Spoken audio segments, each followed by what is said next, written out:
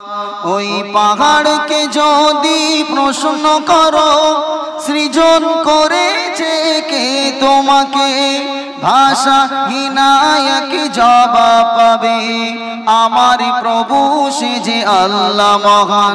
একটু জোরে বলুন না সুবহানাল্লাহ, একটু চিল্লে হলো না সুবহানাল্লাহ। ওই নদীকে যদি প্রশ্ন করো সৃজন করেছে কে তোমাকে, ঢেউে ঢেউে তার জবাব পাবে আমার প্রভু সে যে আল্লাহ মহান। ওই পাহাড় বলো নদী সাগর বলো, ওই পাহাড় বলো নদী সাগর বলো, সবই যে প্রভুর দয়ায় ফোরান সে যে আল্লাহ মহান। আল্লাহ আল্লাহ মহান, আল্লাহ সে যে আল্লাহ মহান। আল্লাহ আল্লাহ মহান, আল্লাহ। পাহাড়কে যদি প্রশ্ন করো খুঁটিবিহীন এই নীল আকাশে দেখি অপরূপ খেলা, দিনের বেলায় সূর্যের আলো রাতে তারকার মেলা, খুঁটিবিহীন এই নীল আকাশে দেখি অপরূপ খেলা, দিনের বেলায় সূর্যের আলো রাতে তারকার মেলা। ওই চন্দ্র বলো বা সূর্য বলো, ওই চন্দ্র বলো বা সূর্য বলো, সবই যে প্রভুর দয়ায় ফোরান। একটু জোরে বলুন না সুবহানাল্লাহ, একটু আওয়াজ দিয়ে বলেন না বাবাজিরা সুবহানাল্লাহ। এই যে প্রত্যেকটা দিন পূর্ব দিক থেকে সূর্য উদিত হয়, পশ্চিমে অস্ত যায়, আল্লাহ পাক রব্বুল আলামিন তামাম পৃথিবীকে আলোক উজ্জ্বল রোশনি রাখবার জন্য আল্লাহ পাক আসমান থেকে একটা চাঁদের লাইট দুনিয়ার জমিনে ফেলেন। এই চন্দ্র সূর্য যিনি সৃজন করেছেন সেই প্রভুর নামটা কি একটু আওয়াজ দিয়ে বলেন, একটু আওয়াজ দিয়ে বলা গেল না মুসলমান? ওই চন্দ্র বলো বা সূর্য বলো, সবই যে প্রভুর দয়ায় ফোরান সে যে আল্লাহ মহান। আল্লাহ আল্লাহ মহান, আল্লাহ সে যে আল্লাহ মহান। আল্লাহ আল্লাহ মহান, আল্লাহ। আল্লাহ পাক রব্বুল আলামিন তার হাবিব সম্পর্কে বলেছেন ওমা আরসালনাকা ইল্লা রাহমাতাল লিল আলামিন। শব্দের দিকে লক্ষ্য করুন, আল্লাহ পাক রব্বুল আলামিন বলছেন যে আমি আমার হাবিবকে রহমত করে পাঠিয়েছি। কোথায়? আলামিন, আলামিন। আল্লাহ বলেছেন যে আমি আমার হাবিবকে আলামিন অর্থাৎ আলাম সমূহের রহমত করে পাঠিয়েছি। একবার জোরে বলুন সুবহানাল্লাহ। ব্যাপার বিষয়টা দেখেন, আলাম মানে হলো একটা জগৎ, আর আল্লাহ পাক এখানে বহু বচন, আল্লাহ পাক এখানে বহু বচন শব্দ ব্যবহার করেছেন, যে শব্দটা আমার আল্লাহর সঙ্গে খাস ছিল। কোরআনুল কারীমটা আপনি খুলে দেখলে দেখতে পাবে মুসলমান, আল্লাহ পাক কোরআনুল কারীমে প্রথম নাম্বার সূরা ফাতিহার ভিতরে আল্লাহ পাক বান্দাকে শিখিয়ে দিয়েছে, ও আমার বান্দা বান্দিরা, আমি আল্লাহ পাক তোমাদিগকে জানিয়ে দিলাম আলহামদুলিল্লাহি রাব্বিল আলামিন। প্রশংসা করো সেই রবের, প্রশংসা করো সেই রবের যে রব হলো তামাম কায়নাতের মালিক। জোরে বলো সুবহানাল্লাহ। আমার আল্লাহ পাক রব্বুল আলামিন শুধু দুনিয়ার মালিক নয়, আল্লাহ পাক সাত তবক জমিনের নিচে, সাত তবক জমিনের নিচে যা কিছু আছে সব কিছুর মালিক আমার আল্লাহ। সাত তবক আসমানের উপরে যা কিছু আছে সব কিছুর মালিক আমার আল্লাহ। এ নওজোয়ান তরুণেরা, এ রাসূলুল্লাহর আশিকেরা, খুব ঠান্ডা মাথায় বুঝবা চেষ্টা করে। আমার আল্লাহ হলো রহমাতুল, আমার আল্লাহ হলেন রব্বুল আলামিন, আমার আল্লাহ হলেন কায়নাতের রব, আর আমার হাবিবকে আল্লাহ পাক তামাম কায়নাতের জন্য রহমত করে পাঠিয়েছে। এ নওজোয়ান তরুণেরা, এ রাসূলুল্লাহর আশিকেরা, আমার আল্লাহ পাক তার হাবিবকে বড় মহব্বত করে প্যার করে দুনিয়া জমিনে পাঠিয়েছিলেন। আমার আল্লাহ যদি আমার আপনার হাবিবকে সৃজন না করতেন, আমার আল্লাহ পাক যদি হাবিবকে দুনিয়াতে না পাঠাতেন, আমার আল্লাহ এত সুন্দর পৃথিবী এত সুন্দর করে সুসজ্জিত করে আল্লাহ সাজাতেন না। আমার আল্লাহ তার হাবিবের খাতিরে দুনিয়ার সমস্ত জিনিসকে আল্লাহ সুন্দর করে সাজিয়েছে। এ নওজোয়ান তরুণেরা, এ রাসূলুল্লাহর আশিকেরা, আমরা সকলেই জানি দুনিয়া জমিনে আল্লাহ পাক যত নবী আলাইহিমুস সালাম দিগকে পাঠিয়েছে, প্রত্যেকটা নবীর একটা একটা আলাদা করে তাদের উপনাম ছিল। যেমন হযরতে মূসা নবীর নামটা হলো মূসা কালিমুল্লাহ। কেন? আল্লাহর সঙ্গে তিনি তুর পাহাড়ে দাঁড়িয়ে দাঁড়িয়ে আল্লাহর সঙ্গে তিনি ডাইরেক্ট কথা বলতেন, এই কারণে মূসা নবীর উপাধিটা হলো কালিমুল্লাহ। আল্লাহ নবী হযরত ইব্রাহিম আলাইহিস সালাতু ওয়াস সালামের উপাধি হলো খলিলুল্লাহ। এ নওজোয়ান তরুণেরা, এ রাসূলুল্লাহর আশিকেরা, খুব ঠান্ডা মাথায় বুঝুন, খলিলুন মানে হলো বন্ধু, খলিলুন মানে হলো দোস্ত। আল্লাহ নবী হযরত ইব্রাহিম আলাইহিস সালাতু ওয়াস সালামের উপাধিটা খলিল, অর্থাৎ তিনি হলেন আল্লাহর বন্ধু। এ নওজোয়ান তরুণেরা, আর আমার আপনার নবী আকাই নামদার তাজদারে মদিনা মুহাম্মদুর রাসূলুল্লাহ সাল্লাল্লাহু আলাইহি ওয়াসাল্লাম আল্লাহ পাক মুহাব্বত করে প্যার করে তার হাবিবের উপাধিটা দিলেন হাবিবুল্লাহ। এ নওজোয়ানেরা, খলিলুন মানে যেমন বন্ধু, আর হাবিব মানে হলো তেমনই বন্ধু। খলিল মানে বন্ধু, হাবিব মানে হলো বন্ধু। এ নওজোয়ানেরা, কিন্তু খলিল আর হাবিব এই দুটো শব্দের ভিতরে আলাদা আলাদা পার্থক্য রয়েছে। খলিল ওই বন্ধুকে বলা হয় যে বন্ধু সব সময় আল্লাহকে রাজি করবার জন্য তার দুনিয়াটা তার জীবনটা যিনি বাজিয়ে রেখেছে। এ নওজোয়ানেরা, আপনি ইতিহাস লক্ষ্য করুন, কোরআন লক্ষ্য করুন। আল্লাহ পাক হযরত ইব্রাহিমকে 82 বছর পরে একটা সন্তান দিয়ে আল্লাহ পাক তাকে বললেন, ও আমার নবী ইব্রাহিম, আমি আল্লাহ পাক তোমাকে অর্ডার করলাম তোমার পুত্র ইসমাঈলকে আমার রাস্তাতে তুমি কুরবানি করো।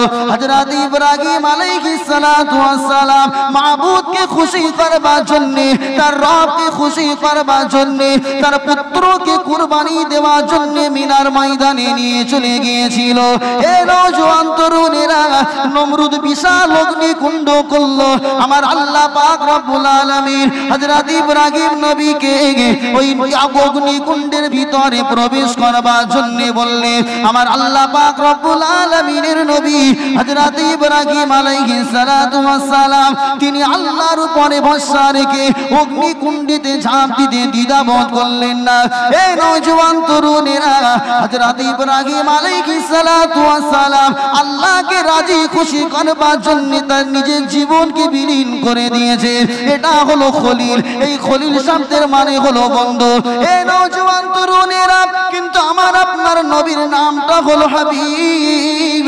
আমার আপনার নাম, আমার আপনার নবীর নামটা হলো হাবিব। হাবিব মানে হলো বন্ধু, কিন্তু এই বন্ধুর পার্থক্যটা হলো হযরত ইব্রাহিম নবী আল্লাহকে খুশি করবার জন্য জীবনটা কাটিয়েছেন, আর আমার আল্লাহ পাক আমার হাবিব যেটা বলেছেন সেটা করে আমার হাবিবের মনটাকে খুশি করে দিয়েছে। একটু জোরে বলবেন না সুবহানাল্লাহ।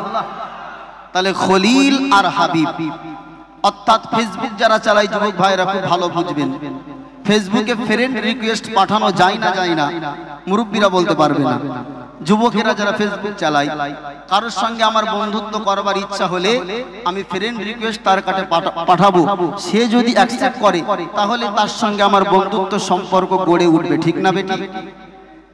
আর মনে রাখবেন যে ফ্রেন্ড রিকোয়েস্ট কারোর কাছে পাঠায় সেই ফ্রেন্ড লিস্টে অনেক সময় ওয়েটিং এ থাকতে হয়। সে যদি রিকোয়েস্ট অ্যাকসেপ্ট না করে তাহলে তার সঙ্গে বন্ধুত্ব হয় না।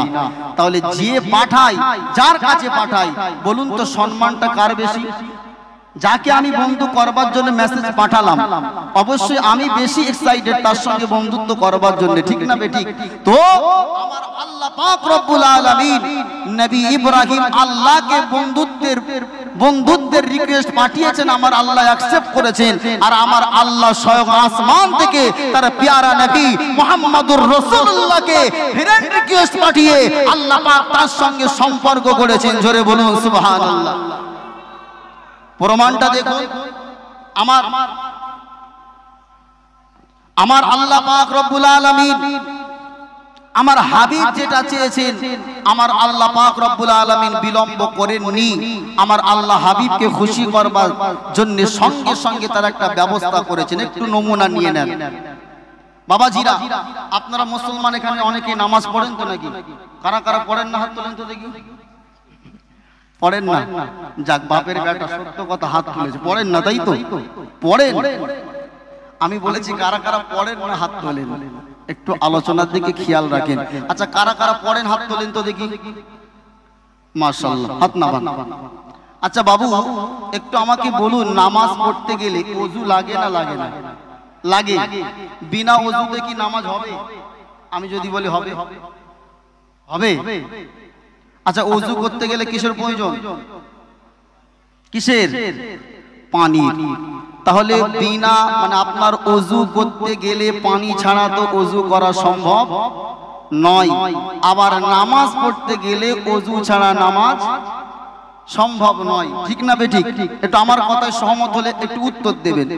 তাহলে আমরা জানি যে ওযু করতে গেলে, নামাজ পড়তে গেলে ওযুর প্রয়োজন, ওযু করতে গেলে পানির প্রয়োজন। এখন মুসলমান আল্লাহ রাসূল সাল্লাল্লাহু আলাইহি ওয়াসাল্লাম আল্লাহ পাক তার হাবিবকে কি মহব্বত, কি প্রেম করছেন একটু দেখুন। আল্লাহর নবী সাহাবায়ে কেরামেরা, ঘটনাটা কোথায় আছে বলে দিই। বুখারী শরীফ আপনি কিতাবুল ওযুর ভিতরে, কিতাবুত তায়াম্মুমের ভিতরে এই হাদিসটা পাবেন, একেবারে সহিহ riwayat। আল্লাহ রাসূল সাল্লাল্লাহু আলাইহি ওয়াসাল্লাম সাহাবায়ে কেরামদেরকে নিয়ে কোন একটা এলাকা থেকে বাড়িতে ফিরছেন। মন আছে আপনাদের? খুব ভালো করে আলোচনা বুঝতে হবে।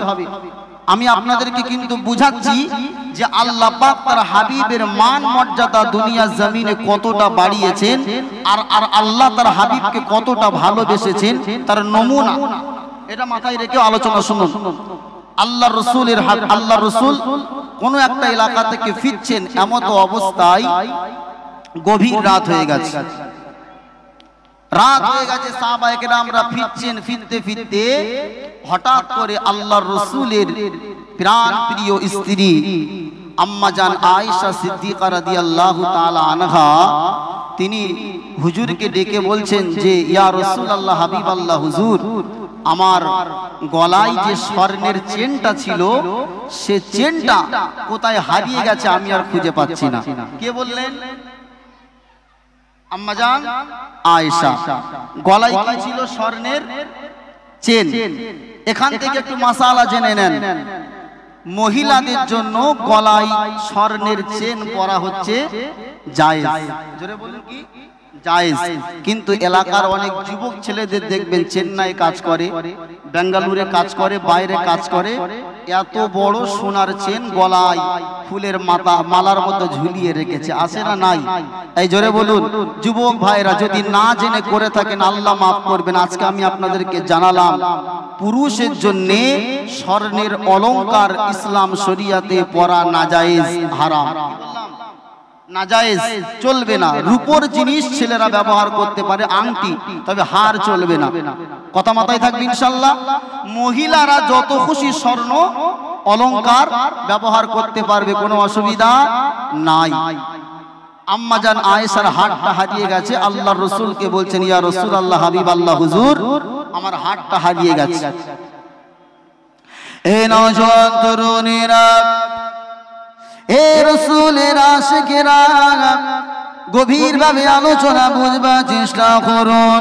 আম্মা জান আয়েশা সিদ্দিকা রাদিয়াল্লাহু তাআলা আনহা আল্লাহর নবীকে যখন খারের কথাটা জানালেন, আমার আপনার নবী সাহাবায়ে কেরামদেরকে বললেন, হে আমার সাহাবায়ে কেরামেরা, ও আমার সাহাবায়ে কেরামেরা, তোমরা তোমাদের সওয়ারিগুলোকে সকলে ওই মরুভূমিতে বসিয়ে দাও, কেননা আমার আয়েশার গলার হার কোথায় হারিয়ে গিয়েছে, সকাল না হওয়া পর্যন্ত মরুভূমি এলাকাতে তো হার খুঁজে মিল করা যাবে না।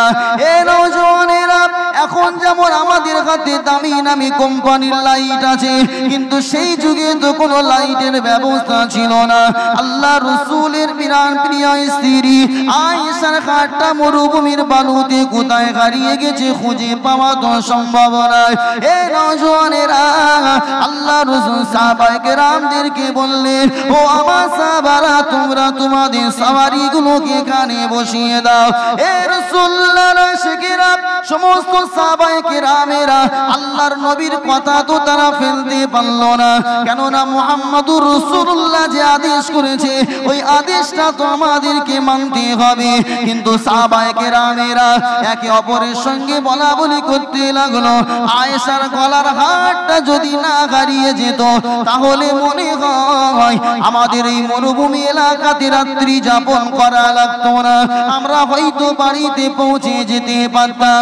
এ নওজওয়ানেরা, ওই সাওয়ারির ভিতরে, ওই কাফেলার ভিতরে আম্মা জান আয়েশা সিদ্দিকা রাদিয়াল্লাহু তাআলা আনহা আব্বা জান মুসলিম জাহানের প্রথম খলিফা হযরত আবু বকর সিদ্দিক রাদিয়াল্লাহু তাআলা আনহু তিনিও উপস্থিত ছিলেন। সাহাবায়ে কেরামেরা হযরত আবু বকরের কাছে গিয়ে বললেন, ও ভাই আবু বকর, ও ভাই আবু বকর, তোমার কন্যা আয়েশার জন্য আজকে আমাদেরকে রাত্রি যাপন মরুভূমিতে করতে হচ্ছে।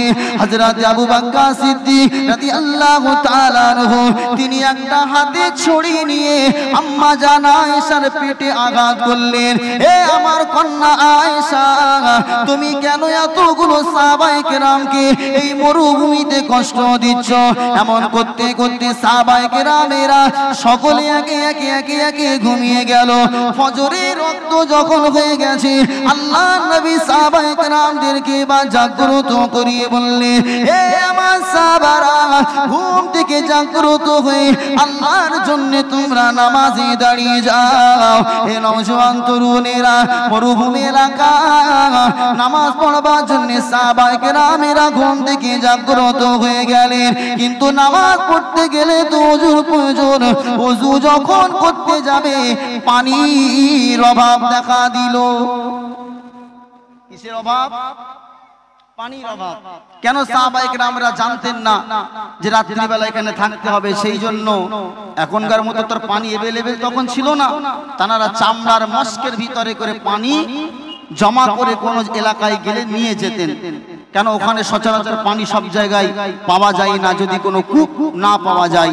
তো সাহাবায়ে কেরামেরা আল্লাহর রাসূলকে জানালেন, ইয়া রাসূলুল্লাহ, হাবিবাল্লাহ, হুজুর, আমরা যে ওযু করব, ওযু করবার জন্য যে পানির দরকার, ইয়া রাসূলুল্লাহ, হাবিবাল্লাহ, পানি তো আমাদের কাছে আর অবশিষ্ট নাই, ওযু করব কি করে? সমস্যা আছে না নাই? যদি পানি না থাকে সমস্যা আছে না নাই? আল্লাহ রাসূল সাল্লাল্লাহু আলাইহি ওয়াসাল্লাম চিন্তিত যে এতগুলো সাহাবায়ে কেরাম ওযু করবে কিন্তু পানি কোথায়?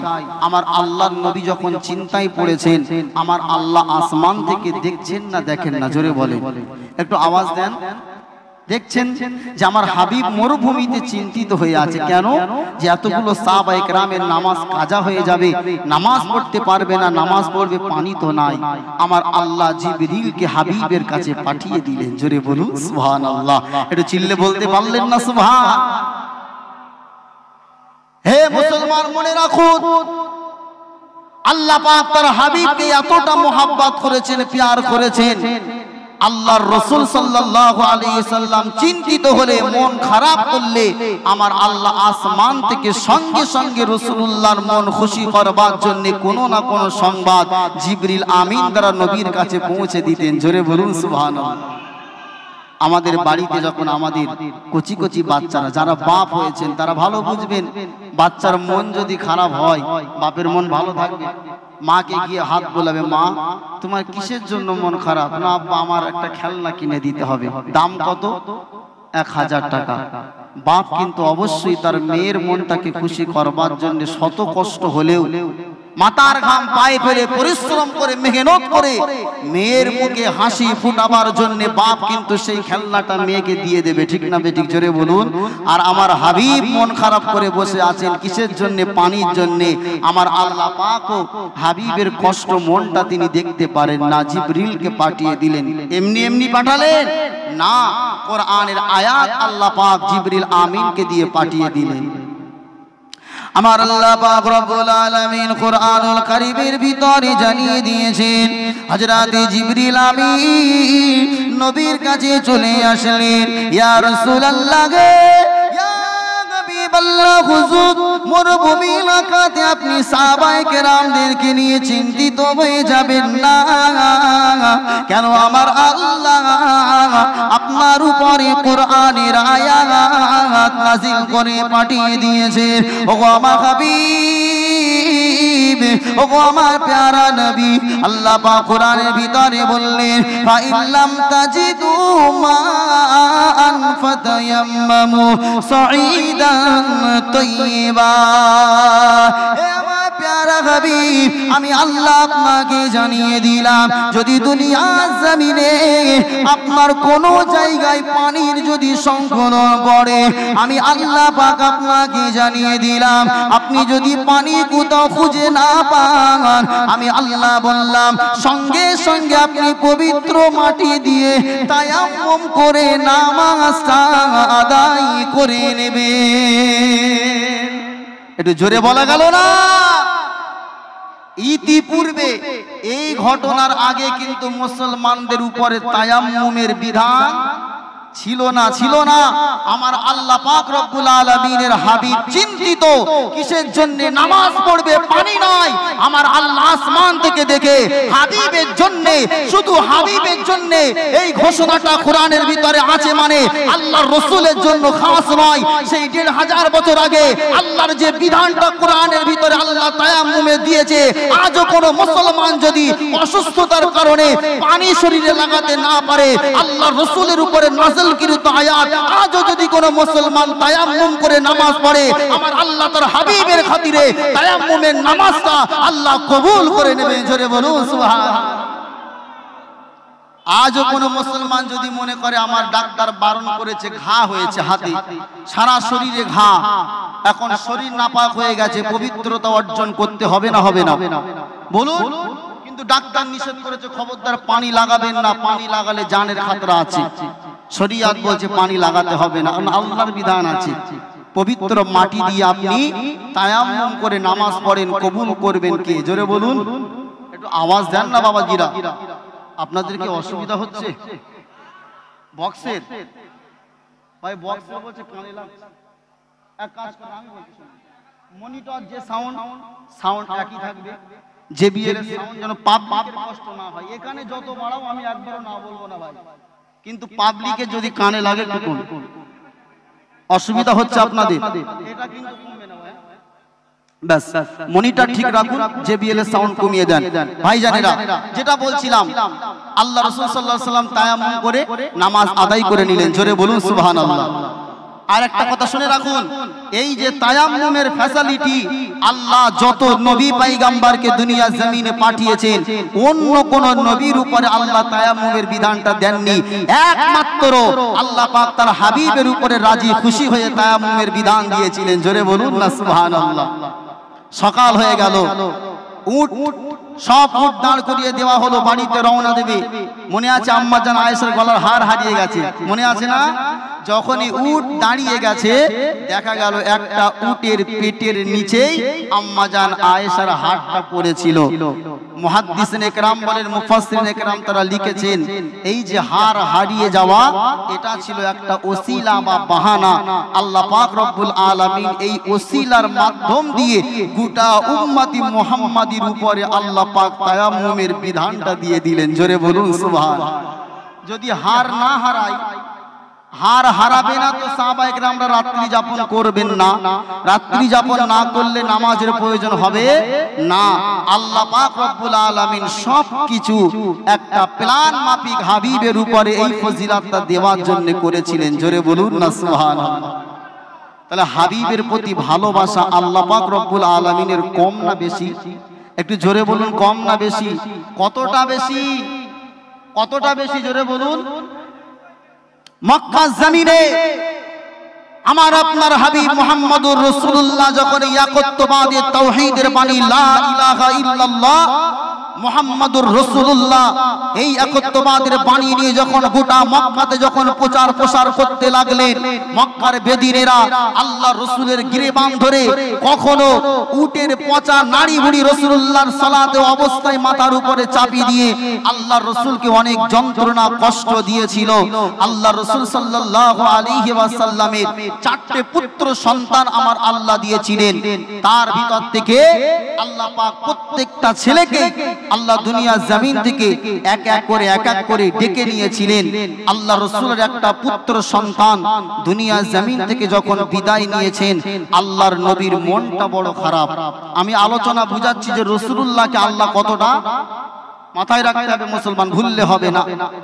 আল্লাহ রাসূলের বড় মনটা খারাপ। কাবা চত্বরে রাসূলুল্লাহ খুব মন খারাপ করে বসে আছে। কেন? একদিকে সন্তান মারা গেলে বাপের কি আনন্দ হয়?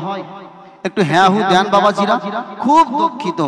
অপরদিকে কাফের বেদিন, মক্কার বেদিনরা আল্লাহ নবীকে ডেকে বলছে, মুহাম্মদ তুমি যে দিনের প্রচারক, দিন প্রচার প্রসার করবার চেষ্টা চালাচ্ছ, কিন্তু তোমার তো একটা পুত্র সন্তান দুনিয়াতে নাই। তুমি তো লেজ কাটা। তুমি মারা যাওয়ার পরে তোমার এই ধর্মটা প্রচার করবার মতো আর কেউ থাকবে না। আল্লাহর রাসূলকে আবতার আল্লাহর রাসূলকে নির্বংশ বলে তারা গালি দিতে লাগলো, লেজ কাটা বলে গালি দিতে লাগলো। আল্লাহর নবীর একদিকে ছেলে মরে গেছে তার জন্য মন খারাপ, অপরদিকে কাফের বেদিনরা গালিগালাজ করছে, নবীজির আরো মনটা খারাপ হয়ে গেল। আমার আল্লাহ আসমান থেকে জিবরিল আমিনকে পাঠিয়ে দিলেন। জোরে বলুন সুবহানাল্লাহ। আব্বাজা ভাইজানেরা, নওজওয়ানেরা, তরুণীরা, যুবকেরা, এ রাসূলুল্লাহর আশিকেরা, যে ঘটনাটা আমি আপনার কাছে বলছি, বাড়িতে গিয়ে কোরআনটা খুলবেন। কোরআনের ভিতরে সব চাইতে যে সূরাটা আল্লাহ ছোট দিয়েছেন, যে সূরাটার নাম হলো সূরাতুল কাউসার। কি বললাম? সূরাতুল কাউসার। সূরাতুল কাউসারের তাফসীর অথবা ব্যাখ্যা গ্রন্থটা খুলে দেখবেন। এই তাফসীরের ভিতরে লেখা আছে, আল্লামা ইবনে কাসির রাহমাতুল্লাহ আলাইহি বললেন, আল্লাহর হাবিবের মনটা যখন খারাপ, আল্লাহর নবী যখন মনটা খারাপ করে বসে রয়েছে, আমার আল্লাহ আসমান থেকে তার হাবিব জিবরিল আমিনকে পাঠিয়ে হাবিবের কাছে খবরটা পাঠিয়ে দিলেন, ও গো আমার প্যারা হাবিব, মক্কার মানুষেরা আপনাকে গালিগালাজ করছে, আপনার মনটা বড় খারাপ। আমি আল্লাহ পাক আপনাকে জানিয়ে দিলাম, হাবিব মনটা খারাপ করবেন না। আমি আল্লাহ পাক আপনাকে কিয়ামতের দিবসে ময়দানে মাশারে ইন্না আতাইনা কাল কাউসার, আমি আল্লাহ আপনাকে হাউজে কাউসারটা দান করে দিলাম। জোরে বলুন সুবহানাল্লাহ। হে আমার প্যারা হাবিব, হে আমার প্যারা দোস্ত, আমি আল্লাহ পাক তোমাকে আরো জানিয়ে দিলাম, আমি আল্লাহ যে তোমাকে হাউজে কাউসারটা দান করলাম। এর জন্য তুমি দুনিয়া জমিনে ফাসাল্লি লিরাব্বিকা, তোমার প্রভুর জন্য, রবের জন্য নামাজ আদায় করবে, সাথে সাথে ওয়ানহার, কুরবানি করবে। তোমাকে যারা লেজ কাটা বলে গালি দেয়, তোমাকে যারা নির্বংশ বলে গালি দেয়, আমি আল্লাহ তোমাকে জানিয়ে দিলাম, ইন্না শানিয়াকা হুয়াল আবতার, তোমাকে যারা গালিগালাজ করে নির্বংশ বলে, তারাই দেখবে নির্বংশ লেজ কাটা।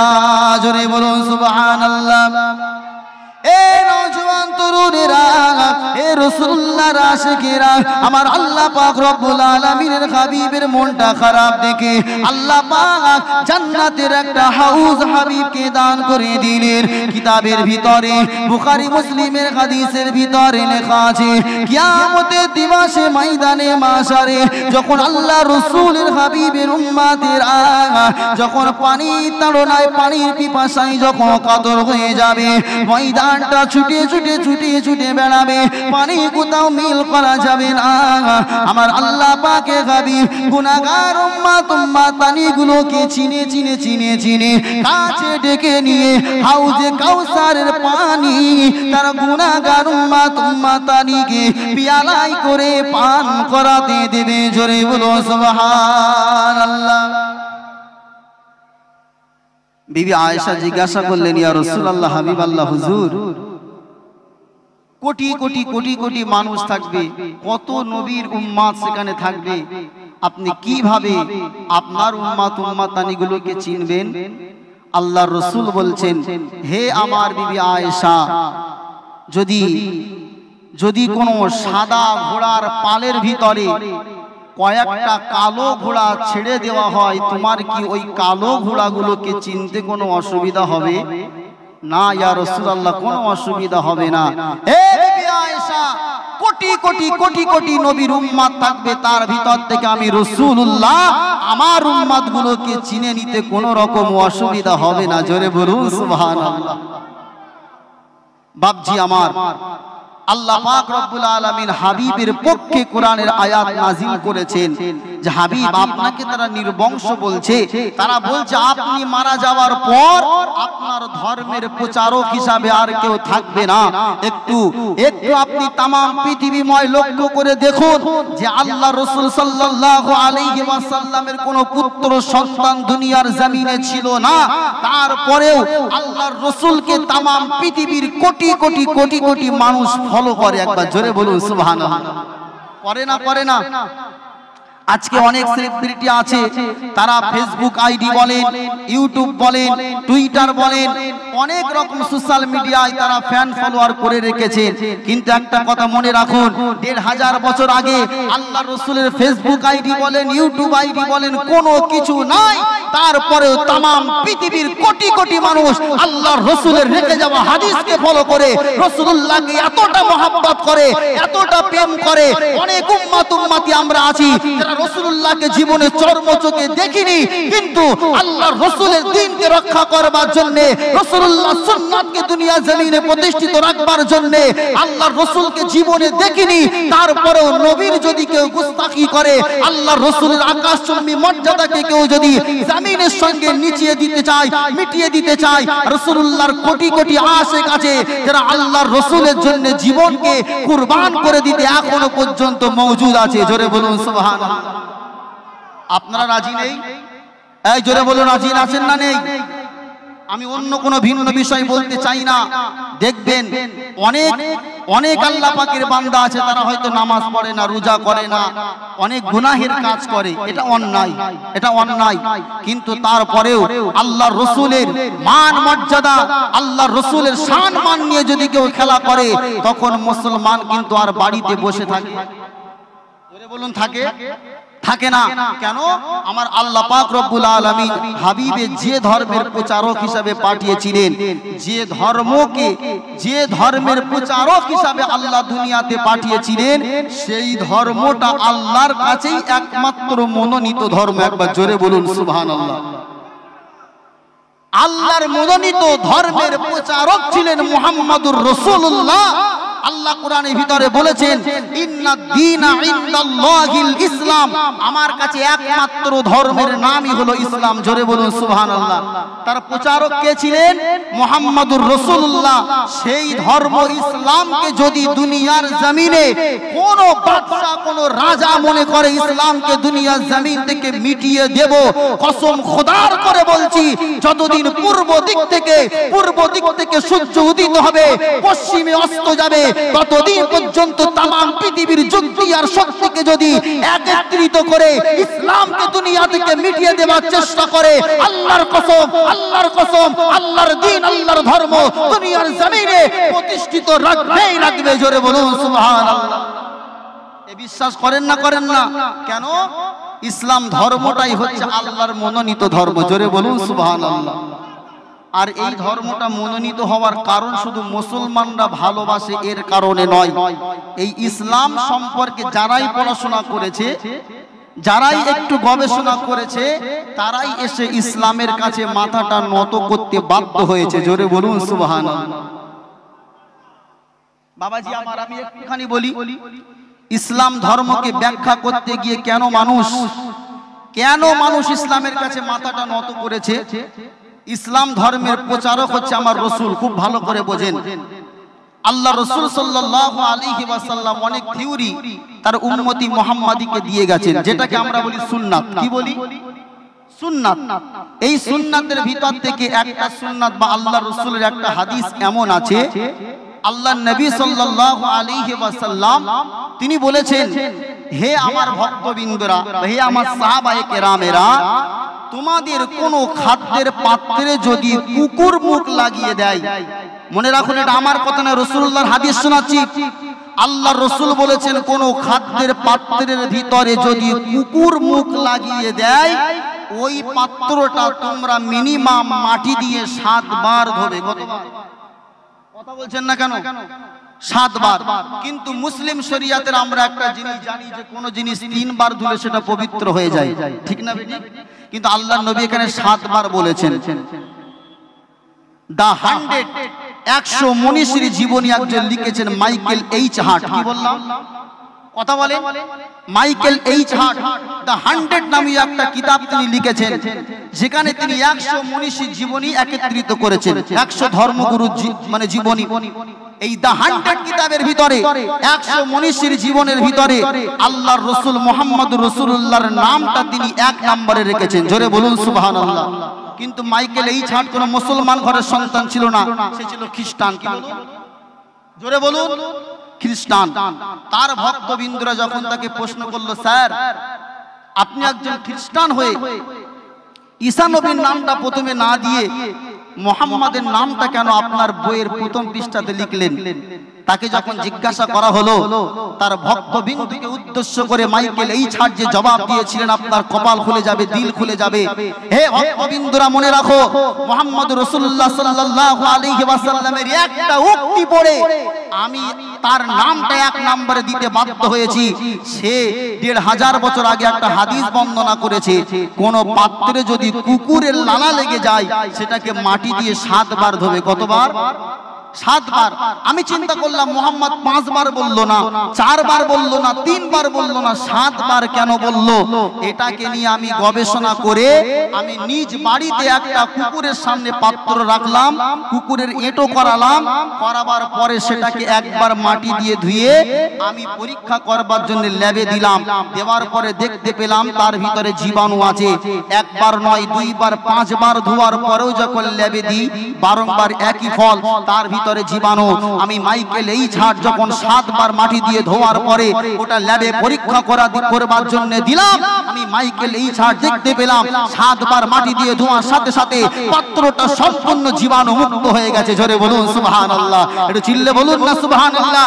আমি মাইকেল এইচ হার্ট চিন্তা করলাম, এখন তো কম্পিউটারের যুগ, ইন্টারনেটের যুগ, স্যাটেলাইটের যুগ। আমি মাইকেল এইচ হার্ট আমি বুঝতে পারলাম না যে মুহাম্মদুর রাসূলুল্লাহ এখান থেকে 1500 বছর আগে এই তত্ত্ব কোথায় খুঁজে পেল যে একটা কুকুর যদি কোনো পাত্রে এঁটো করে, তাহলে তার ভিতরে 7 বার মাটি দিয়ে ধৌত না করা পর্যন্ত জীবাণু মজুদ থাকে। আমি মাইকেল এইচ হার্ট এই তত্ত্বটা, উক্তিটা পড়ে আমি তাকে 1 নম্বরে জায়গা না দিয়ে থাকতে পারিনি। জোরে বলুন সুবহানাল্লাহ। একটু চিল্লে বলা গেল না সুবহানাল্লাহ? নারায়ে তাকবীর। আল্লাহ রাসূল সাল্লাল্লাহু আলাইহি ওয়াসাল্লাম যে ধর্মের প্রচারক ছিলেন, সেটা হচ্ছে ইসলাম ধর্ম, আল্লাহর মনোনীত ধর্ম। হাজিরানে মাজলিস, আল্লাহ রাসূলের উক্তি যখন বলেছি, আর একটা উক্তি শুনুন। আল্লাহ রাসূল বলেছেন, হে আমার সাহাবায়ে কেরামেরা, যদি তোমাদের কোনো খাদ্যের ভিতরে মাছি পড়ে যায়। কি বললাম? মাছি। মাছি যদি অল্প খাদ্যের ভিতরে পড়ে যায়, আমি নবী বলছি ওই মাছিটাকে সম্পূর্ণ খাদ্যের ভিতরে তোমরা মানে ডুবিয়ে দাও। কেন? কেন ডুবিয়ে দেবে? আল্লাহ রাসূল সাল্লাল্লাহু আলাইহি ওয়াসাল্লাম এটা সাহাবায়ে কেরামদেরকে আদেশ করে গেছেন, তারা প্রশ্ন করেননি। কিন্তু বর্তমান যারা গবেষক রয়েছে তারা এটাকে গবেষণা করে দেখতে পেয়েছে যে মাছির একটা ডানাতে থাকে ভাইরাস, ভাইরাস জীবাণু। কিন্তু আল্লাহ পাক রব্বুল আলামিনের কি কুদরতি কারিশমা, মাছির একটা ডানাতে আল্লাহ জীবাণু দিয়েছেন, ভাইরাস দিয়েছেন, আর অপর ডানাতে আল্লাহ পাক রব্বুল আলামিন জীবাণু নির্মূল করবার জন্য ঔষধ দিয়েছেন। জোরে বলুন সুবহানাল্লাহ। অর্থাৎ কোন মাছিকে যদি খাদ্যের ভিতরে পড়ে থাকতে দেখেন, সম্পূর্ণ যদি আপনি ডুবিয়ে দেন তাহলে খাদ্যটা সম্পূর্ণ জীবাণু মুক্ত হয়ে যাবে। জোরে বলুন সুবহানাল্লাহ। একটু চিল্লে বললেন না সুবহানাল্লাহ? হাজিরানে মাজলিস, যে ইসলাম ধর্মের প্রচারক আমার রাসূল, আর যে ধর্মটা আল্লাহর মনোনীত ধর্ম, সেই ইসলাম ধর্মটা এসেছে সিল্লাম মিম থেকে, অর্থাৎ সিন থেকে সালামাত, লাম থেকে লিয়ানাত, মিম থেকে মোহাব্বত। জোরে বলুন সুবহানাল্লাহ। যার অর্থই হচ্ছে শান্তি, সম্প্রীতি, ভালোবাসা। হাজিরানে মাজলিস, আজকে ইসলাম ধর্মকে আমরা শুধু মুসলমানরা ভালোবেসেছি এটা নয়। জর্জ বাংলারজ বলে একজন গবেষক, তিনি ইসলাম শব্দটাকে নিয়ে ব্যাখ্যা করতে গিয়ে সুন্দর একটা থিওরি তিনি আবিষ্কার করেছেন। তিনি বলেছেন আই থেকে ISLAM ইসলাম, তিনি ব্যাখ্যা করতে গিয়ে বলেছেন আই থেকে হলো ইসলাম, সে এস থেকে হলো শাল, যেটা ফিউচারের জন্য ব্যবহার হয়, এল থেকে হলো লাভ, যার অর্থ ভালোবাসা, এ থেকে হলো অল, যার অর্থ সমস্ত, এম থেকে হলো ম্যানকাইন্ড। অর্থাৎ তিনি বলেছেন I shall love all mankind. এই ইসলাম শব্দটা তাম পৃথিবীর মানুষকে এই মেসেজ দেয় যে আমি ইসলাম শুধু রানাঘাট হবিবপুরের মানুষকে নয়, আমি ইসলাম শুধু পশ্চিমবঙ্গের মানুষকে নয়, আমি ইসলাম শুধু ভারতবর্ষের মানুষকে নয়, আমি ইসলাম তথা গোটা পৃথিবীর মানুষকে ভালোবাসতে চাই। জোরে বলুন সুবহানাল্লাহ। ডক্টর মরিজ বুকাইর একজন গবেষক, তিনি লিখেছেন ইসলাম রিলিজিয়ন অফ পিস, ইসলাম হলো শান্তির ধর্ম, ইসলাম রিলিজিয়ন অফ সিকিউরিটি, ইসলাম হলো নিরাপত্তার ধর্ম, ইসলাম রিলিজিয়ন অফ গুডনেস, ইসলাম হলো সততার ধর্ম। একবার জোরে বলুন সুবহানাল্লাহ। এটা আমাদের কথা নয়, মুসলমানদের কথা নয়, এটা হচ্ছে বেধর্মীদের কথা, যারা আল্লাহর রাসূলকে রাসূল বলে মানত না, কিন্তু ইসলাম সম্পর্কে তাদের এই সুধারণা ছিল। জোরে বলুন না সুবহানাল্লাহ। বাবাজিরা, আপনাদের অসুবিধা, কার কার অসুবিধা হচ্ছে হাত তোলেন। না, এখন সজাগ হয়ে গেছে মাশাআল্লাহ।